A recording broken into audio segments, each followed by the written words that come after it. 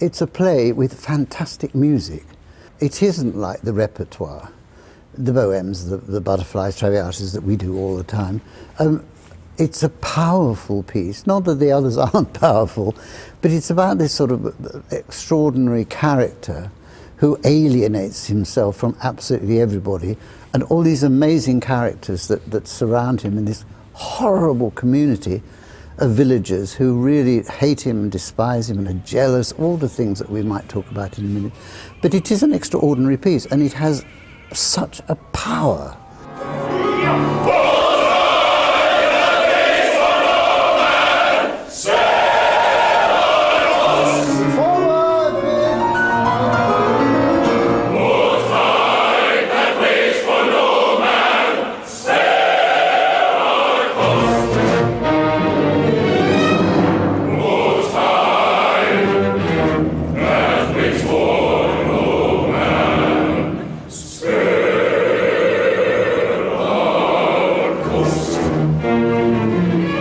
A lot of my friends who have never been to the opera before have heard me sing this role and thought, wow, I didn't realize this is what opera was all about. You know, they have this stereotype that it's all, you know, Viking helmets in a foreign language and people are just planted on stage. This is a very active production of Peter Grimes. And the characters are very realistic and people can relate to the characters themselves. I mean, they're characters that are present in our society today. It's full of actors. That's the model thing. It's nearly always get good actors. You don't get the ordinary opera lot. The fact that we're singing it in English as well, it does bring out something in all of them, because they're all English speaking, and it has a resonance for everybody. William spoke your apprentice. Died in accidental circumstances. But that's the kind of thing people are apt to remember. But when the crowd sings upon it, and there's a fix, and there's a fix, and there's a fix, and there's a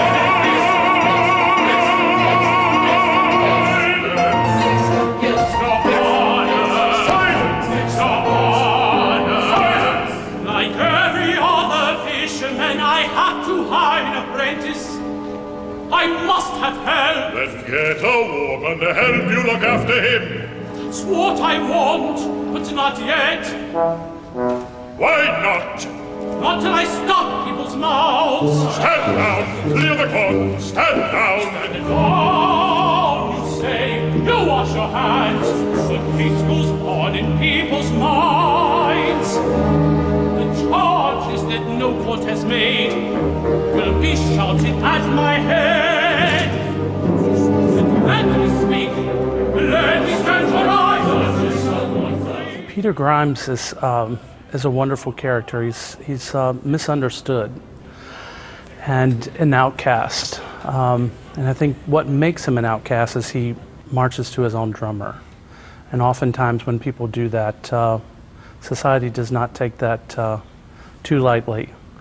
And he's, as I said, misunderstood. I think he's a very well-read man, self-educated. When he comes in to the board and sings this wonderful aria, Now the Great Bear and Pleiades, it shows the poetic side of Peter Grimes. So sometimes in portrayals of Peter Grimes, you don't see the softer side of Peter Grimes, and I think that I've incorporated that in my performance of Peter Grimes. So.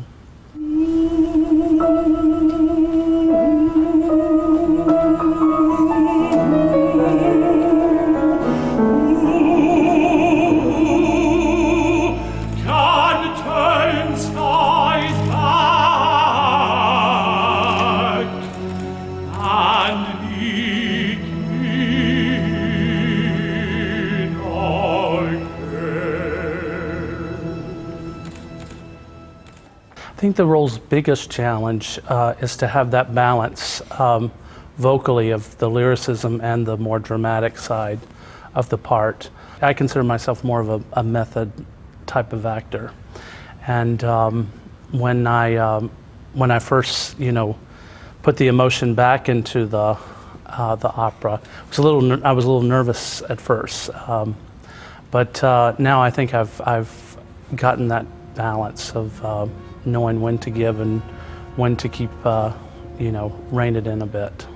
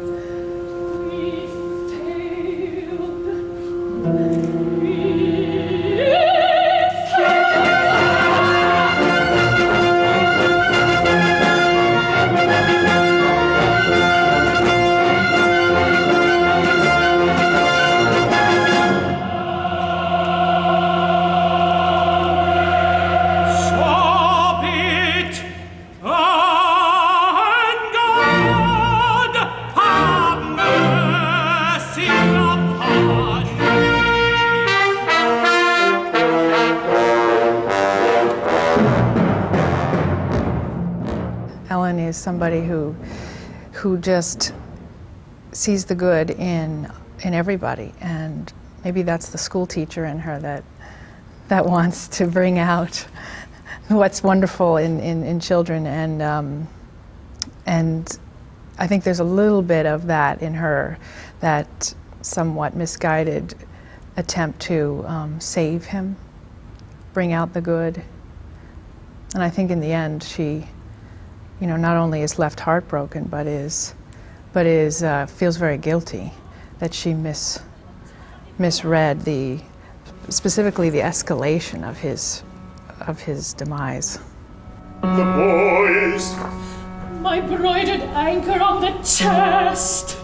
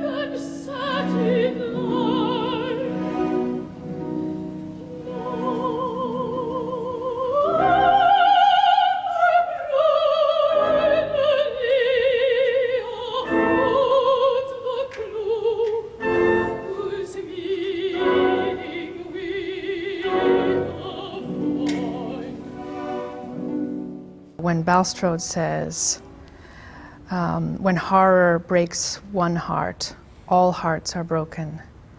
And when I first read that line, I thought that describes ultimately what, for me, is the great story of Ellen, that she realizes that the town is destroying him and at the same time destroying themselves, but they don't see it that way. She certainly sees it that way and feels the enormous loss. in the black moment, when a friend suffers an earthly torment, we cannot turn our backs. When a horror breaks one heart, all hearts are broken, all are broken.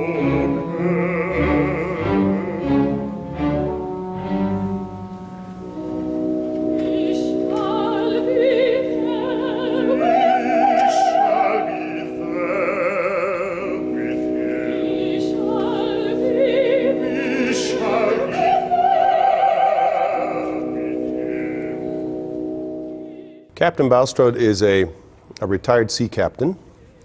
He's possibly a little bit older than I am. I just turned 50. But I would say that in 1840, that was probably a retirement age.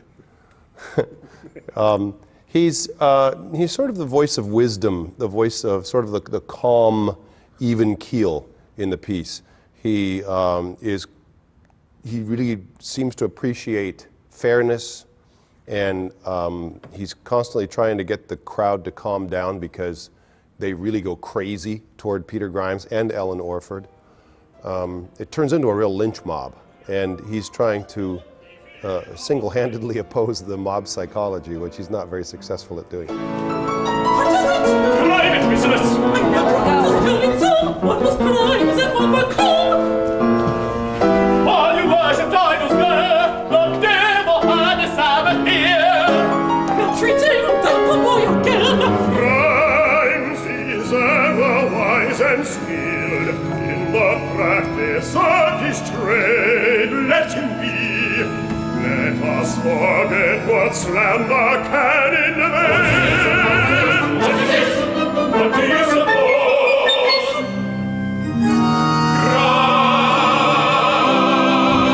Grimes is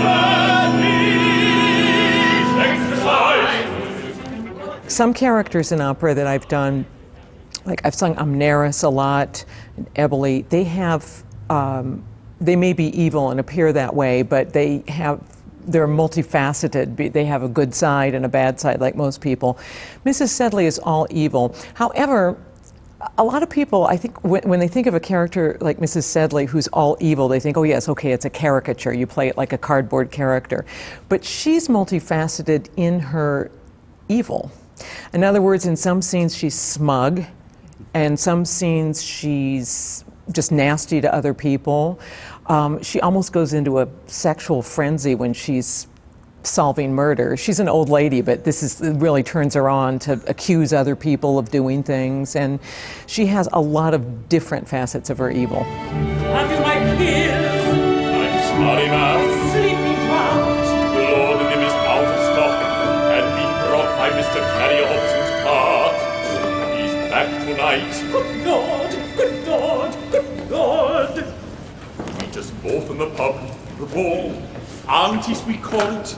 It's quite safe. I've never been in a pub in my life. You'll come All right, tonight. all right. My God, you've come. Oh, glory. The carters are half an hour late. He'll be later still. The road's on the blood. I can't stay longer. I refuse. You'll have to stay if you want your pills. These drunken thieves! I'm They're aunties' nieces, that's what they are, and better than you for kissing. I'm at home. Well, Ned Keene, as is obvious, is the apothecary of the village. Pretty successful individual. And I don't think he is, he's not villainous, and he's certainly not soulless, but I think his primary motivation in just about everything he does in the opera is opportunistic and driven by trying to obtain a profit. He's very good at what he does, and I think part of the reason is that he's always looking for the angle that he can work, and I think that's why he is the one who goes against the crowd and decides to procure a new apprentice for Peter, even though the ruling has come down that Peter is to have no more boys.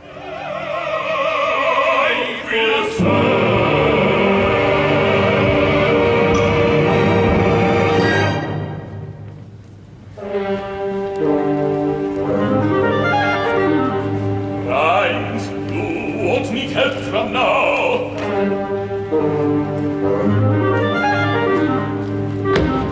I've got apprentice for you, a workhouse brat. I called at the workhouse yesterday. All you do now is fetch the boy. We'll send the carter with a note. We'll bring a bargain on this car. Him, Hobson, we've a job for you. That's all see, all that I can do. Listen, Jim. You'll go to the workhouse and ask for Mr. Keene his purchase. Bring him back to Grimes. It's always important for me to have a good rapport with the apprentice. And so I always come up and introduce myself and make sure that he knows that he's always in control of all the action. So when it appears like that Spike is being thrown from stage left to stage right, or vice versa, or that, have my hands around his neck and something, he's always in control of all of that. I'm just really just going like this and going in Spike's direction. So it's wonderful to have the great fortune of having Spike in this production. Come, apprentice, come!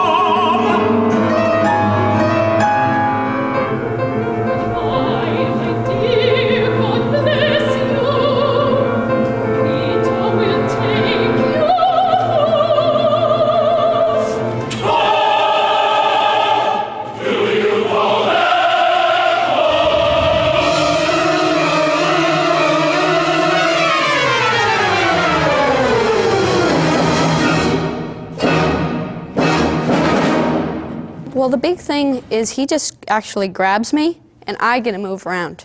It actually looks really realistic, but it's all me for those little parts. And he throws me pretty gently. He just sort of does that, and then I have to go boom, boom, boom.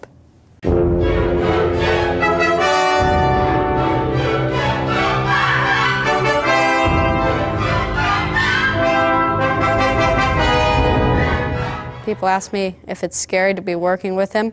He's very loud, but it's fun doing stuff with someone of that high, just very professional. It's fun to be singing with a Metropolitan Opera person.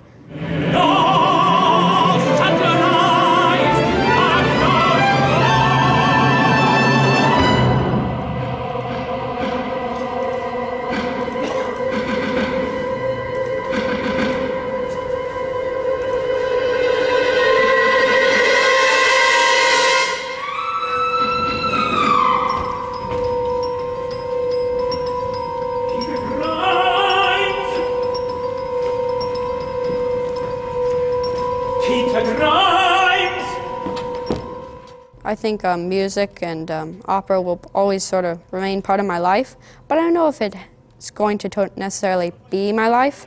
I mean, I wouldn't be unhappy if I was Tony Griffey.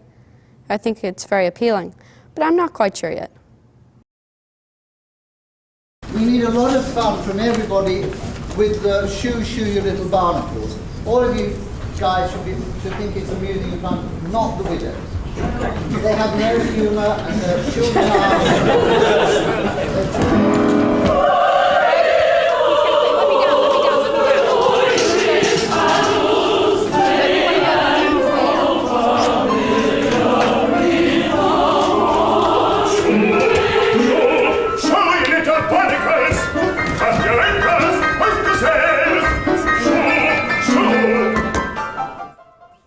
John is probably the most experienced stage director alive today.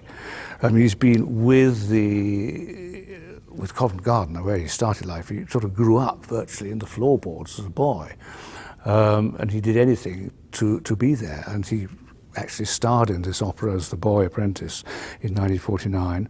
He's worked with virtually every singer of the day of note, starting with Callas, and going on through virtually everybody you could name. And so his experience is second to none. The door flies open, and guess who walks in? Mrs. Sedley. What's she doing here? We need to observe, particularly this table. You can just do a little bit. You haven't got to be riveted, but you do need to observe. It's wonderfully acted by a remarkable cast. And the chorus is magnificent. I mean, they are they're a character in the opera. The chorus, this malevolent group of 60 people screaming for vengeance about which they don't understand.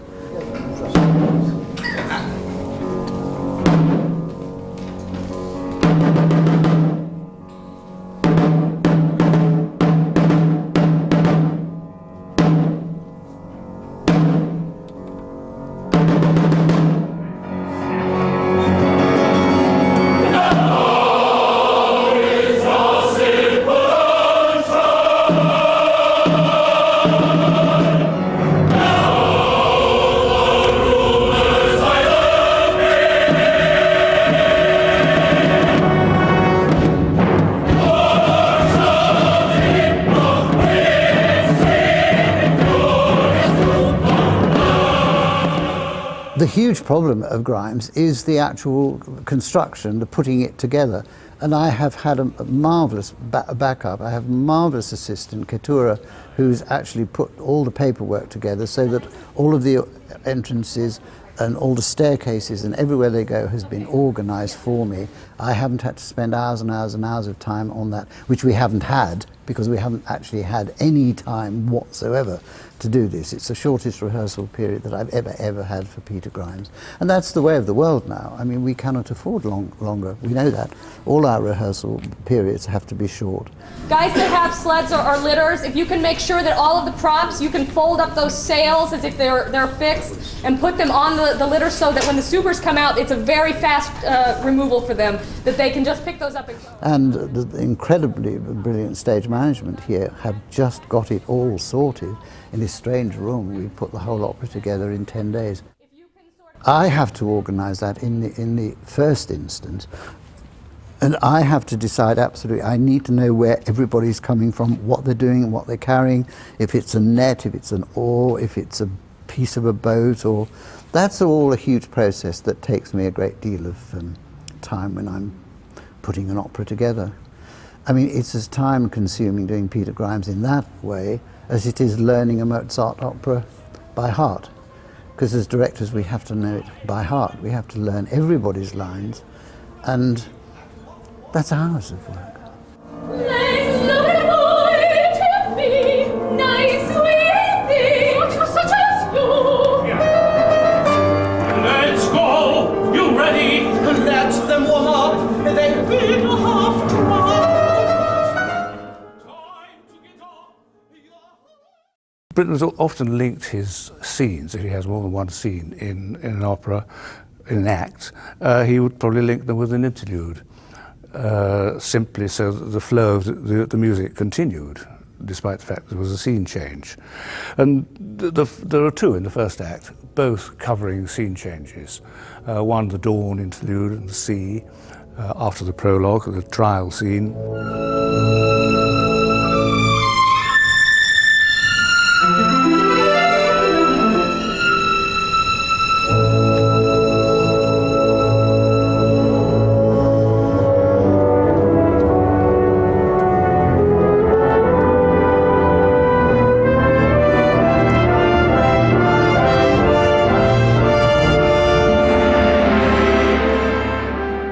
It's very descriptive writing. You can simply, the first interlude, you can hear the sea and the seagulls. You just shut your eyes and you can hear the waves going, the massive power of the sea, which is evoked by the brass chords and then the high violin tune, high violins and flute, sort of give the idea of seagulls. It's all there, and you can't miss the storm. Terrific racket. Yes. Blows you out, blows you away.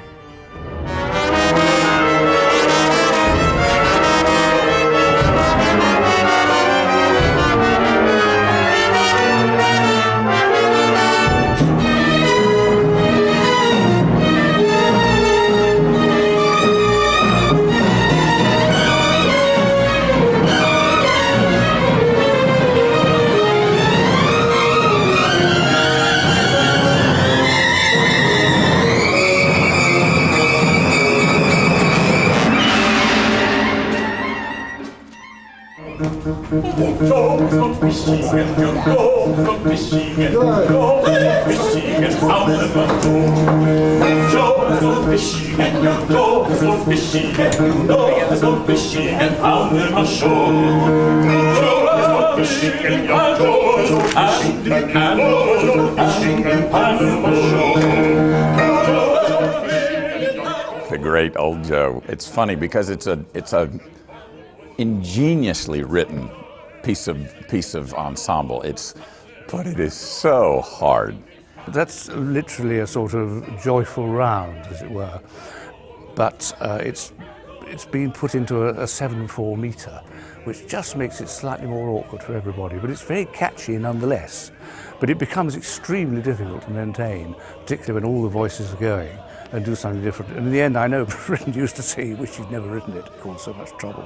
As soon as you start to feel relaxed at all, you're going to fall in a little crevice and have to get yourself extracted again. You know, you never get to relax with it.